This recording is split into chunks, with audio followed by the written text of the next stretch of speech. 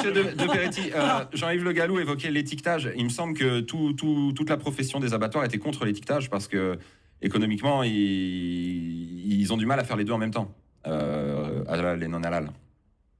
Alors, oui, et je voudrais répondre quand même à certaines choses qui ont été dites, parce qu'on a entendu, et ça c'est une technique très au point, de tout mélanger. De tout mélanger. La souffrance animale est attestée, et donc oser dire que l'animal ne souffre pas si le couteau coupe bien, c'est quand même un petit peu gonflé. Je n'ai pas dit ça, c'est pas vrai. Non, absolument pas. Je n'ai pas dit. J'ai dit que c'était les deux souffrances étaient reconnues.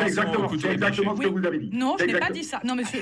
Attendez, je ne peux pas vous laisser dire ça parce que le rite cachère. Non. Là, je vais m'énerver un petit peu. Le rite cachère veut que. Parce que j'ai une grosse cloche à côté. D'accord, il y a un truc ça. Non, le rite cachère, monsieur, veut que nous placions la souffrance de l'animal. La souffrance de l'animal. Non, la technique, je la connais. Non, il n'y a pas de technique, monsieur. Je vous le dis, on n'a pas le droit de faire souffrir les animaux. J'étais inspecteur d'abattoir pendant une dizaine d'années, vacataire. C'est-à-dire, il n'y a pas plein de temps, mais donc je connais. Et j'ai vu des abattages cachers, je peux vous dire que c'est pas très beau. Mais c'est les méthodologies alors qu'il faut contrôler.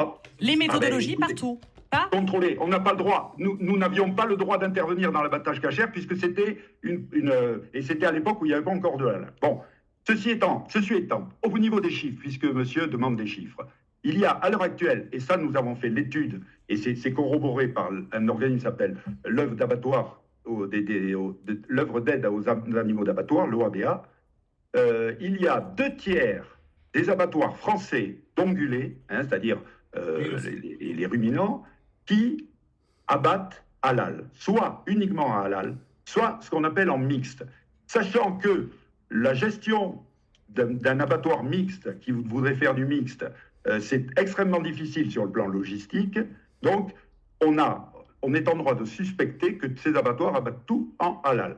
Il y a d'ailleurs un reportage d'Antenne 2 qui a été fait en 2012, la viande dans tous ses états, qui montrait qu'un éleveur de la région parisienne qui voulait faire abattre sa vache non halal, il arrivait à l'abattoir de Meaux, et l'employé qui recevait son animal lui disait de toute façon, ils sont abattus halal, et donc il sera abattu halal parce qu'ici on abat tout halal.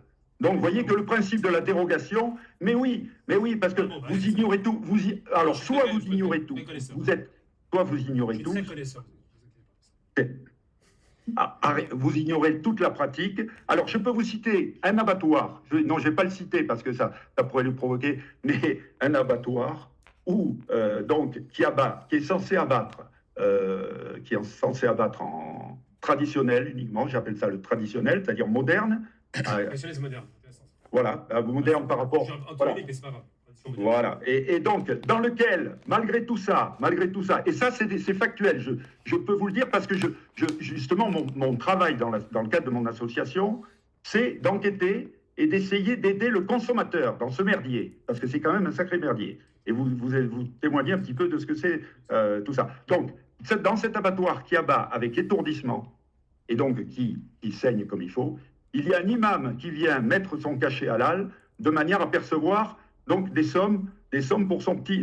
Donc vous voyez, il y a une vaste hypocrisie. Il serait temps que vous reconnaissiez donc les deux rites, vous reconnaissiez que c'est une hypocrisie et qui n'a aucun lieu d'être. Donc il n'a aucun lieu d'être.